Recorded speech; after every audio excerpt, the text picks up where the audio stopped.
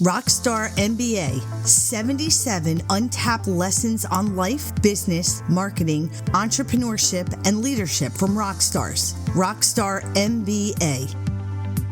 Hi, everyone, and welcome to our second podcast for Rockstar MBA. On today's podcast, we're meeting with theater actress turned businesswoman Nancy Friedman, a.k.a. the Telephone Doctor. And here's a clip with Nancy. I will tell you that theater opened my eyes to so much. And if I could be queen of the world, I would make every child in grade school and high school and college take a theater course. Yes. Everything in theater applies to sales. Everything in theater applies to life, from listening skills to eye contact to, just so much. Right. To it. And welcome to Rockstar MBA. What if the secrets to life and business success weren't found just in boardrooms, textbooks, classrooms, and journal articles, but through music and the arts? Rockstar MBA shares the untapped knowledge and wisdom acquired and shared by rock stars and the arts. And now, welcome your host, Dr. Martin J. McDermott of Rockstar MBA. Hi, everyone, and welcome to our second podcast of Rockstar MBA. My name is Martin McDermott, and I'm the host of Rockstar MBA, 77 untapped lessons on life, business, marketing, entrepreneurship, and leadership from rock stars. But before I introduce today's distinguished guest, I want to thank Kip Lemming, bass player from the classic lineup of Riot. And here is a clip of Kip. What do you like most about playing bass, Kip? Freedom. It's an odd word to use for it because you're really locked in with the drummer. But the bass is the missing link between the drummer and the guitars. Right. So in a sense, the bass will. I can literally manipulate the song any way I want. I can speed it up, and for some reason the drummer will follow me.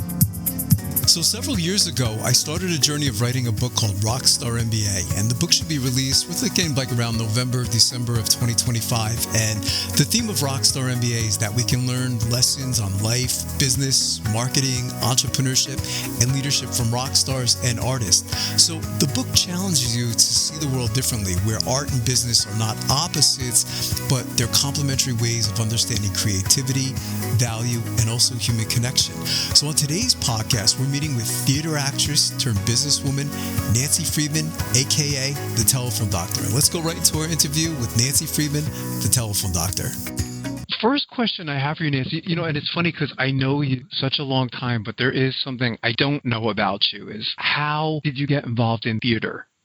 my theater career. You're asking for a long introduction here. I know. But it's sort of a surprise to me when we moved to San Diego from St. Louis. Bottom line, I was not happy there. How can you be unhappy in San Diego? I do not know, but I was. They took me away from my father. They took my kid away from my folks, and it was. They didn't. I did. We just moved away too far from my folks. Anyway, bottom line. My husband said, go do something. What am I going to do? I don't do it. I don't do it. Right. Get yourself active, do something. So I happened to notice in the newspaper, the tiniest little square I've ever seen in my life in a newspaper ad, it said, wanted actors. That's all it said, wanted actors. And I thought, amazing. I can do that. I can do that. So I walked in one evening. It was an evening class. And I listened for a while. And they said, we're just going to do improv now. Right. And I'm going to fast forward here. When they called my name, Nancy, what do you want to do? And I said, well, I'll make you laugh.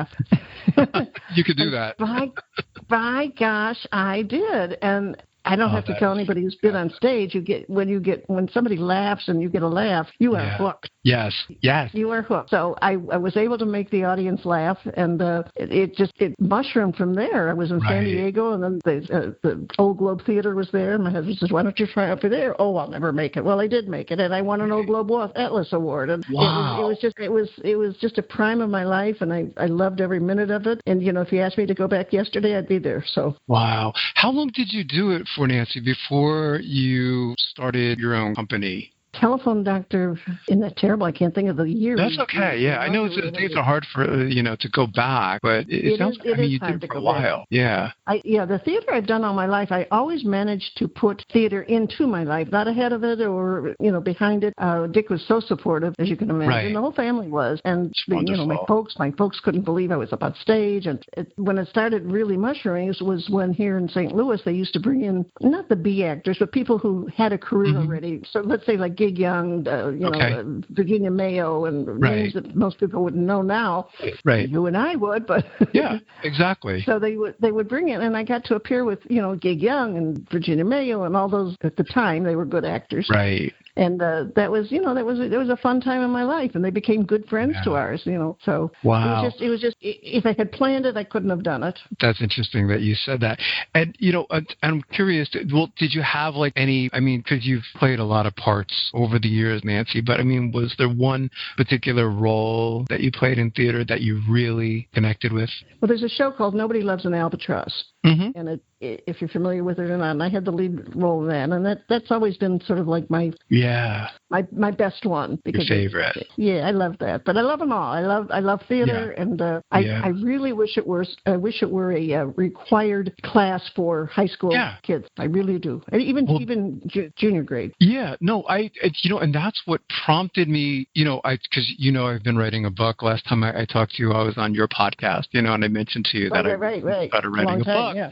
And you said something on the interview that was so powerful. This is what you said. You said, theater and the arts opened my eyes to so much. If I could be queen of the world, I would make every child in grade school, high school, and college take a theater course. Everything in theater applies to business and life, from listening skills to eye contact. And when you said that, I was like, wow, it's so powerful, because it's so true, isn't it? I feel there's a connection between art and business, and it's something absolutely. I feel, but it's not talked about much, though, is it? You wrote a newsletter on this whole topic. I was able, because I subscribed to your newsletter for years now. And you have so many of them. It's hard to filter through all of them. But I remember there was one that you wrote on this particular topic. And I said, oh, my God. I said, that's it, because it fit perfectly into the book, and you talked about a number of different things that I thought maybe we could just kind of like go over like each one individually. So like the first one you mentioned was the benefits of taking a theater course. As you said, that it helps you to interact well with others. That's pretty powerful, isn't it? And I said, how does it do that? Like, how does theater help us to work well with others? Maybe you could expand on that a little. You only have to go to a play to see how it. Anybody who's ever been in a play knows that you drop a line, you screw it up. But the good actor figures out how to not forget his lines, so to speak. Sure. But it's a bond between actors that I've never seen anything like it in life. And not that I held a lot of jobs because I had my own business, but through life, I've just never seen too much like the theater world of people. Right. It can be mean, it can be gritty, it can be not nice. But I didn't have any of that, and I think that was because I just landed with a great group of people. The Globe Theater in San Diego, and then it was just a fun time in my life, and I wouldn't trade it for anything else. Yeah. What's interesting, go back there. Well, because then you started your own company, Telephone Doctor. It's a very successful organization, and it sounds to me like, from everything I've gotten to know about you through the years and I've only interacted with one or two people at Telephone Doctor, is your people that you work with, but the culture that you set there, it seems to me that when you set up Telephone Doctor, you took that experience from your theater and then you applied it to your culture. Absolutely, Martin, absolutely. Yeah. And we have just a thumb rule. My whole family has the thumb rule. Yeah. If it's not fun, don't do it. Don't do it. You used to say I told my kids that if it's not fun, don't do that. So my daughter stopped doing the laundry, stopped making her bed.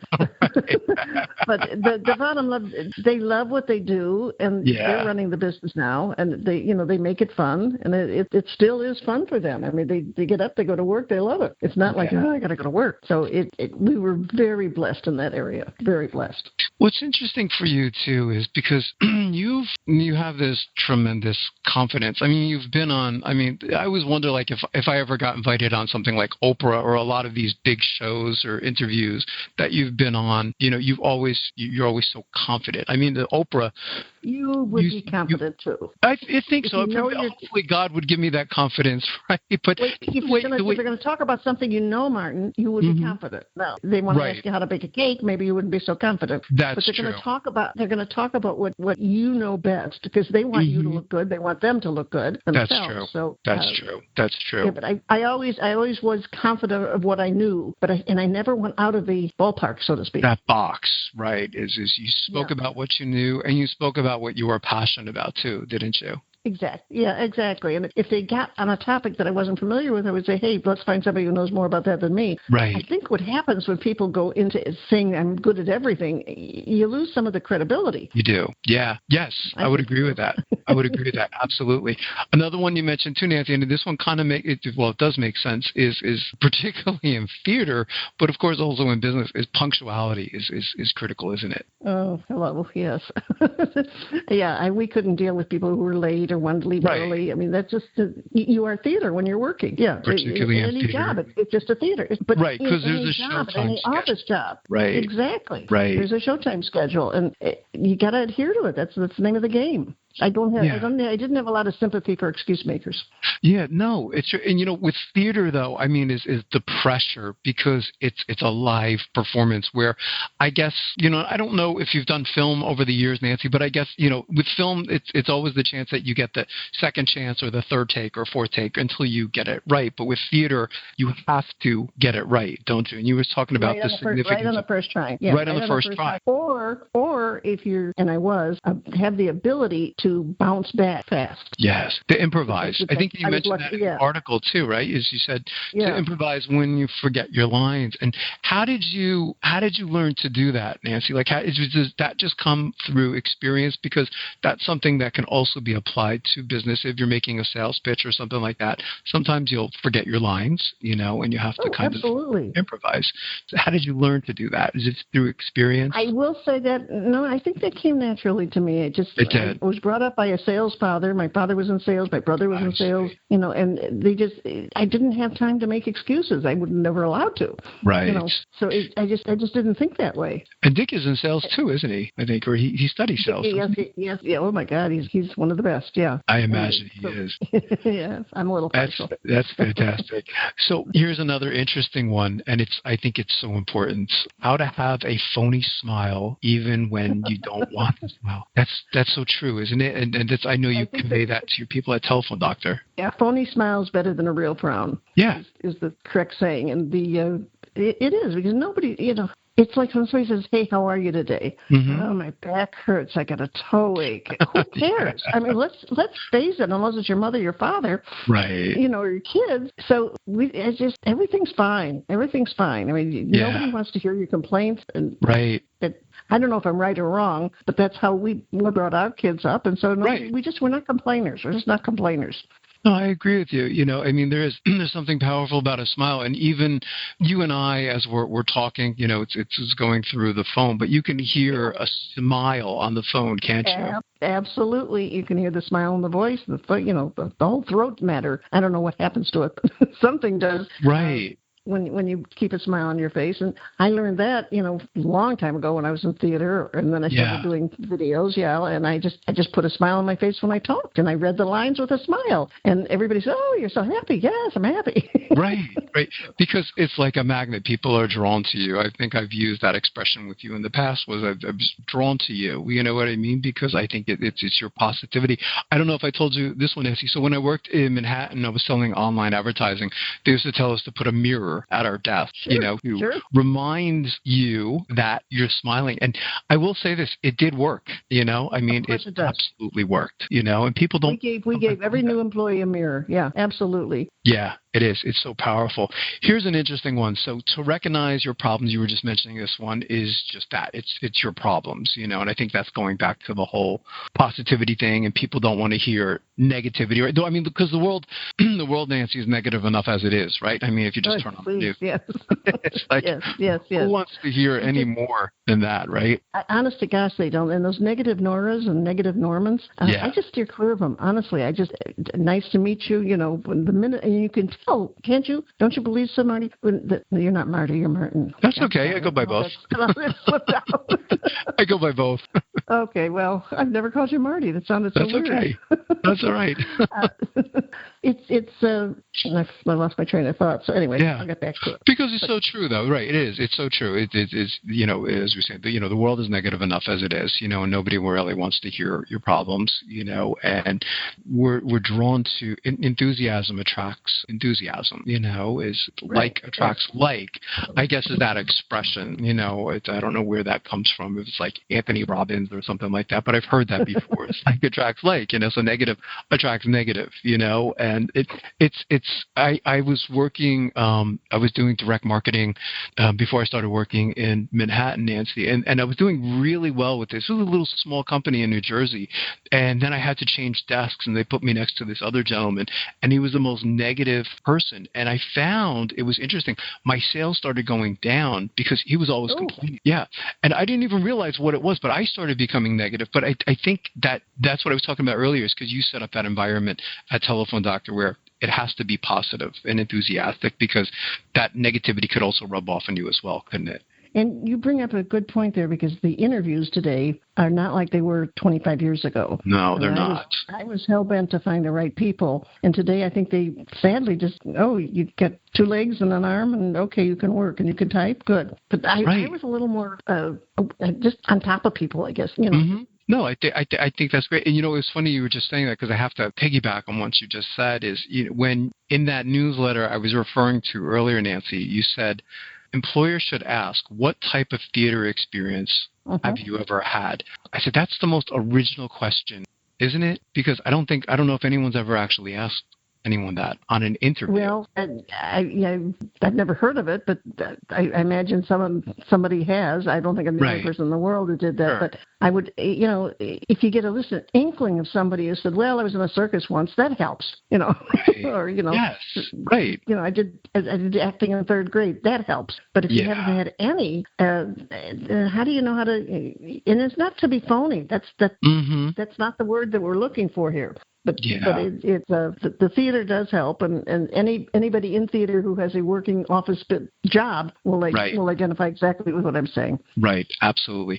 One of the things you mentioned in that newsletter, Nancy, you said how to comprehend it all comes together eventually. And I'm sure as you look back on your career or careers, because you've had multiple careers now, I think you probably see at this point in your life how it's kind of like a puzzle, how all the pieces kind of fit together. And it's the same thing with theater, isn't it? It is. Theater, I'm so grateful for my theater experience, and if anybody's listening to this and they have an opportunity to join a theater club or something, it's worth it just to meet the people, because you get all people from all walks of life. Right. I mean, the weird, the nice, the good, the bad, the ugly.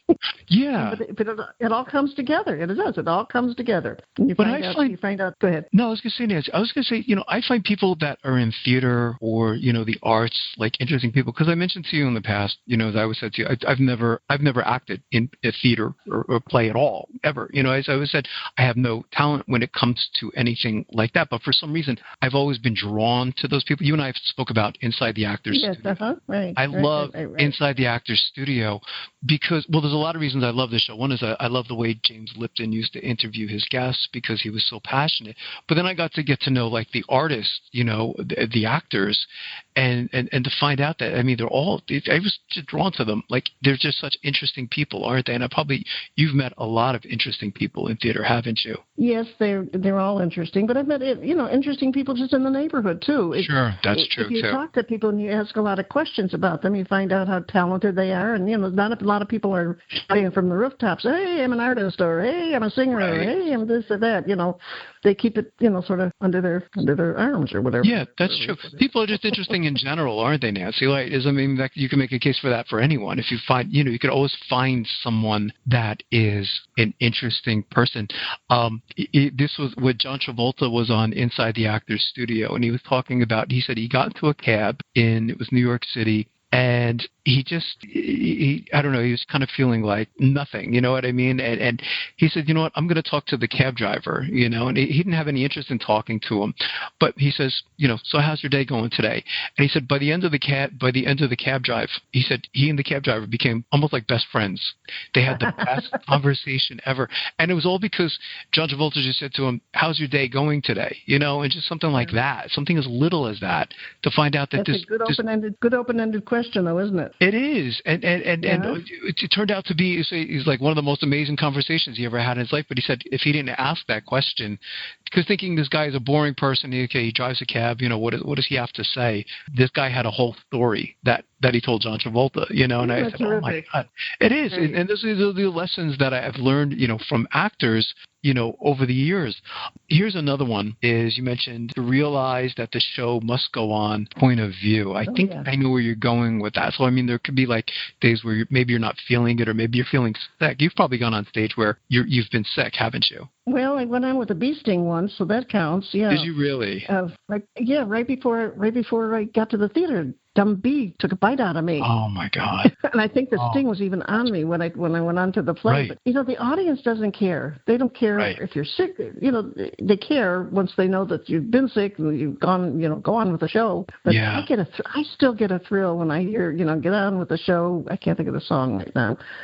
No business like show business. Right. That's true. There isn't.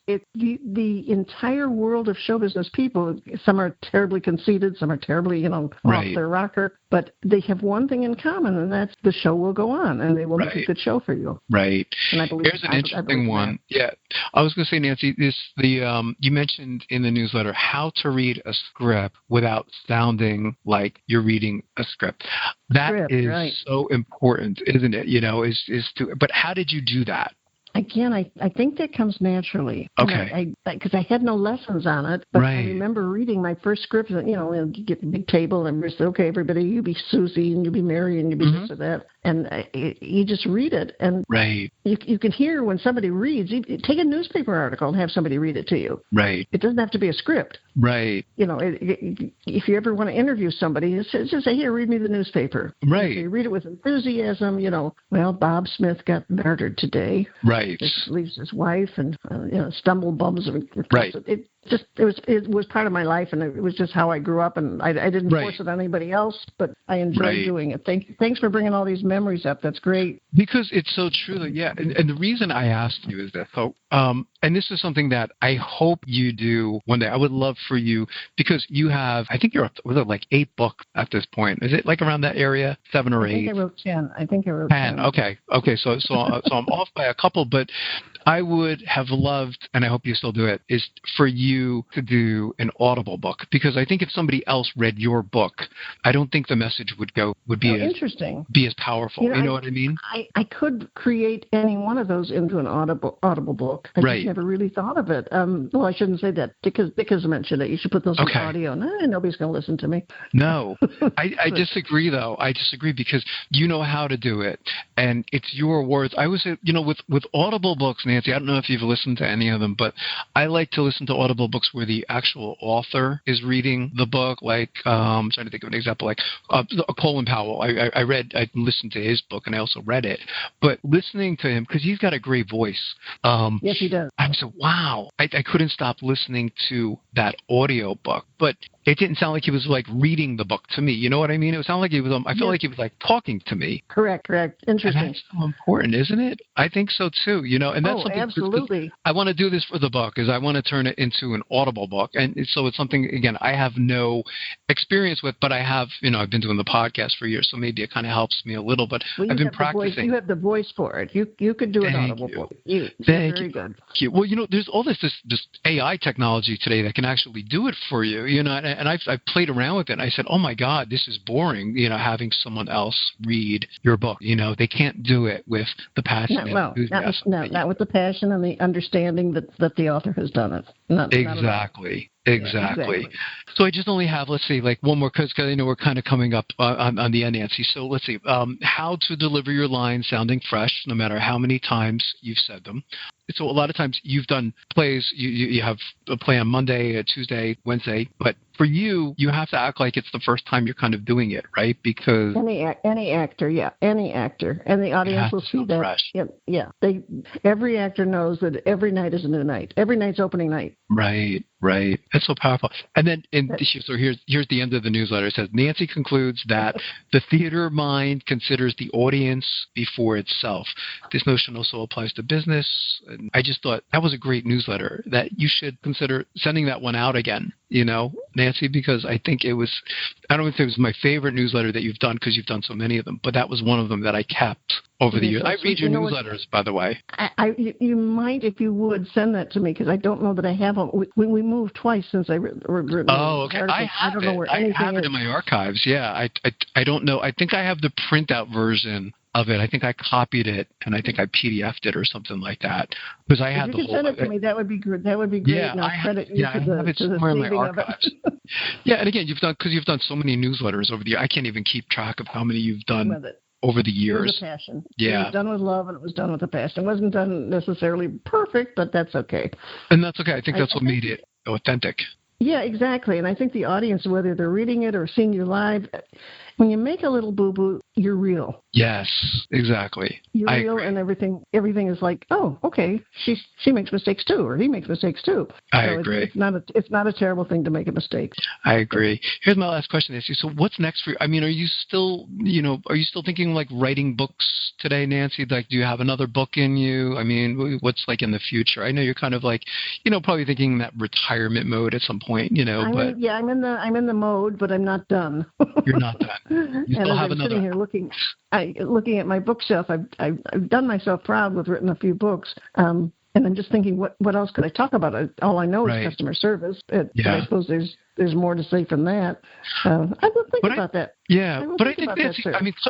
Customer service is awful today, though. I mean, it's still like, I feel like your service, it was supposed to get better with technology, right? I mean, it's just, I don't know if you're having, I don't know, I would say to my wife, Connie, I just said, like, I don't know if it's just I'm getting older, but I just, like, things are bothering me so much more. Is people not calling back, is like, my son was, he had driving school this week, right? And so it was the first time we'd been in driving school, and so the driver's supposed to be here at 12, shows up at 12:30, doesn't apologize.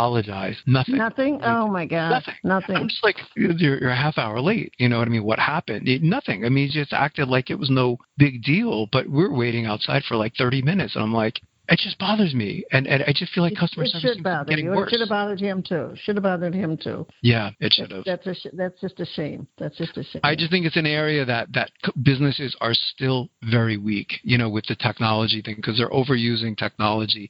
And I just want to hear a person's voice when I call. I don't know if that's like our generation thing. You're giving me a little food for thought, and I'm going to think about this and talk with Dick, who's been my mentor for all these years. Yeah. Do I have another book in me, or should I do a video, or should I, pop a video on and put it out there on wherever. Or think of the Audible books, Nancy, too. That could keep you busy, too, because you can get to revisit those books. You know what I mean? I think people as you speak, hear that. You should, yeah. So what are some ways, Nancy, any websites you want to plug before we kind of like wrap it up? I mean, it's telephonedoctor.com. Telephonedoctor.com's got all sorts of good stuff on it still. Dave, my son and daughter, or David and Linda, are running that company very, very well. Wonderful. And That's great. I'm so proud of them, and they're still having fun. So thank God for that. That's fantastic.